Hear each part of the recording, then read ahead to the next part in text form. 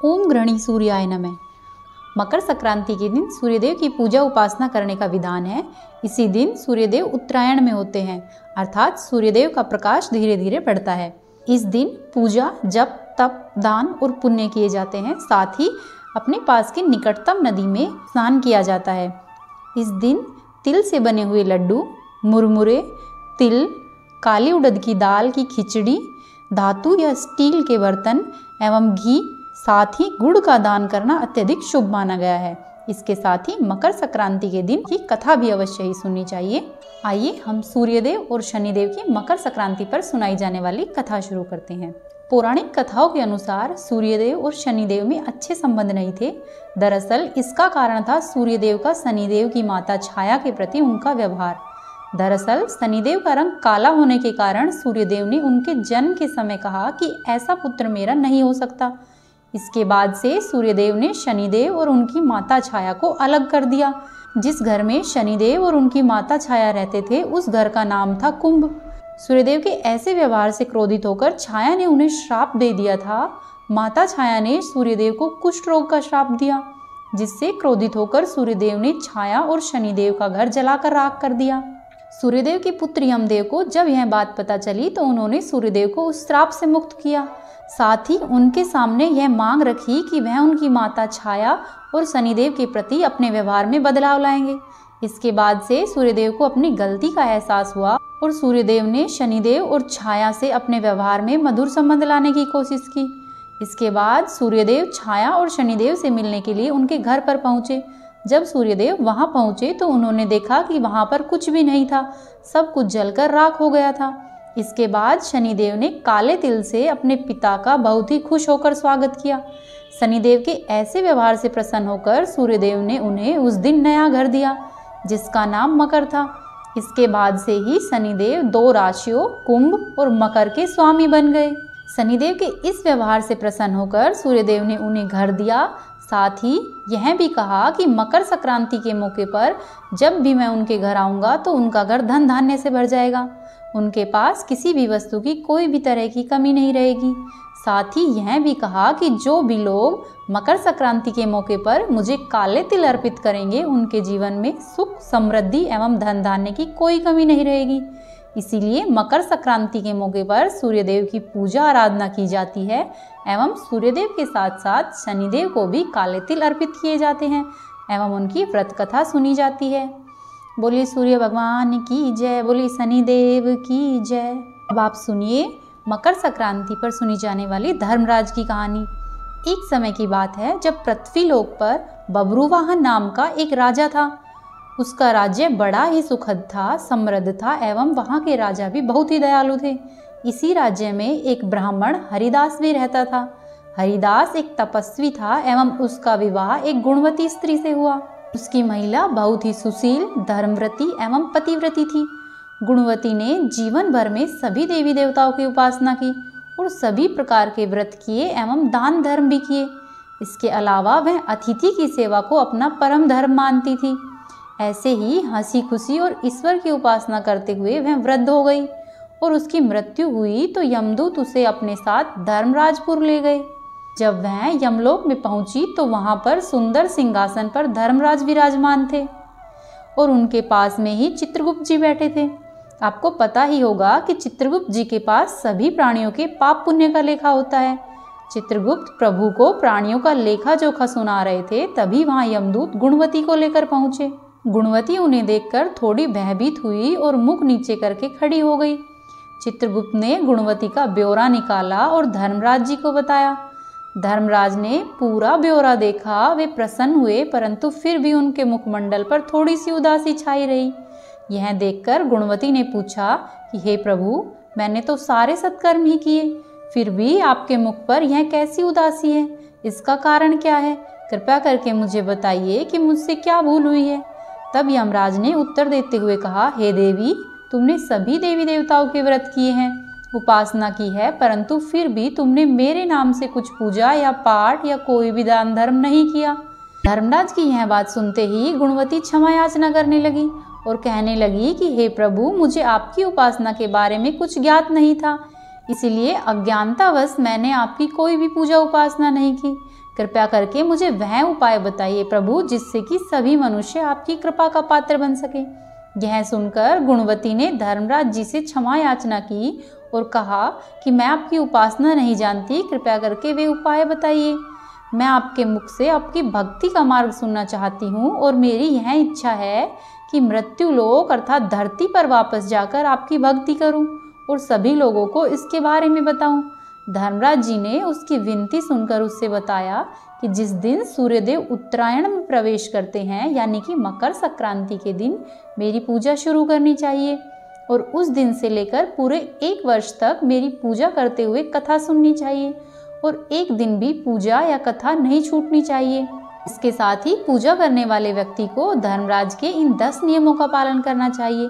धीरज रखे एवं संतुष्ट रहे, अपने मन को वश में रखे और सभी को क्षमा करे, चोरी या अन्य दुष्कर्म नहीं करे, मानसिक एवं शारीरिक शुद्धि रखे, इंद्रियों को वश में रखे, बुरे विचारों को मन में न लाए, पूजा पाठ एवं दान पुण्य करे, व्रत करे एवं कहानी सुने, सच बोले एवं सभी से अच्छा व्यवहार करे, साथ ही क्रोध न करे। धर्म के इन सभी 10 लक्षणों का पालन करते हुए पूरे 1 वर्ष तक मेरी कथा नियम से सुने, दान पुण्य व परोपकार करे एवं अगली मकर संक्रांति पर इस व्रत का उद्यापन करे। अपने सामर्थ्य से मेरी एक मूर्ति बनवाकर विधि विधान से प्राण प्रतिष्ठा करवाकर हवन एवं पूजन करावे, साथ ही चित्रगुप्त जी की पूजा भी करे एवं काले तिल के लड्डू का भोग लगाए, ब्राह्मण भोज करवाए व बांस की टोकरी में 5 सेर अनाज का दान करे। इसके अलावा गरीबों या जरूरतमंदों को गद्दा, तकिया, कंबल, छप्पन, लोटा व वस्त्र इत्यादि का दान करे, हो सके तो गोदान भी करे।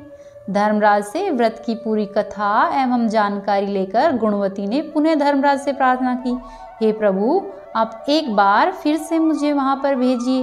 हे प्रभु मुझे फिर से मृत्युलोक में जाने दीजिए जिससे मैं आपके व्रत कर सकूं और इस व्रत का प्रचार भी कर सकूं। इस पर यमदेव ने अपनी सहमति दे दी।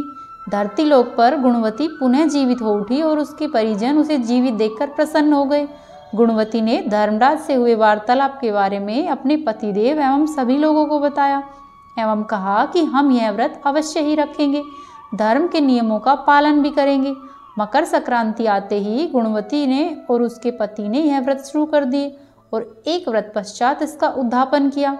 इस व्रत के प्रभाव से उन पर धर्मराज की कृपा हुई और उन्हें मोक्ष की प्राप्ति हुई। बोलो यम धर्मराज की जय। अब आप सुनिए मकर संक्रांति पर सुनी जाने वाली कपिल मुनि की कहानी।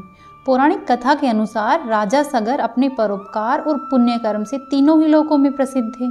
चारों ओर उनका ही गुणगान था। इस बात से देवता के राजा इंद्र को चिंता होने लगी कि कहीं राजा सागर स्वर्ग के राजा न बन जाए।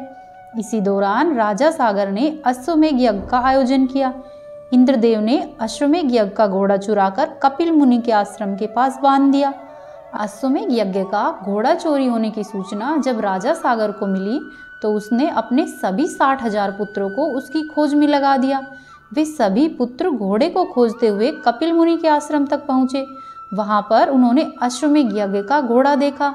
इस पर उन लोगों ने कपिल मुनि पर घोड़ा चोरी करने का आरोप लगाया। इससे क्रोधित होकर कपिल मुनि ने राजा सागर के सभी 60,000 पुत्रों को अपने श्राप एवं अपनी तपाग्नि से भस्म कर दिया। यह जानकर राजा सागर भागते हुए कपिल मुनि के आश्रम आए और उनके पुत्रों को क्षमादान देने का निवेदन किया। तब कपिल मुनि ने कहा कि सभी पुत्रों के मोक्ष के लिए एक ही मार्ग है, तुम मोक्षदायिनी गंगा को पृथ्वी पर लेकर आओ। राजा सागर के पोते राजकुमार अंशुमान ने कपिल मुनि के सुझाव पर प्रण लिया कि वे जब तक गंगा माँ को पृथ्वी पर नहीं लाते तब तक उनके वंश का कोई भी राजा चैन से नहीं बैठेगा।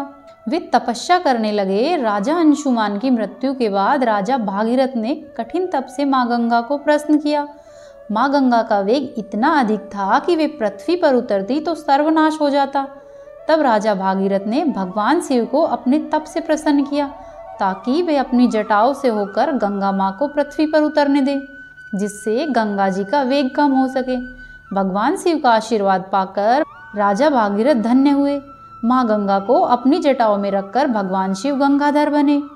जब माँ गंगा पृथ्वी पर उतरी तब आगे आगे राजा भागीरथ और पीछे पीछे माँ गंगा पृथ्वी पर बहने लगी।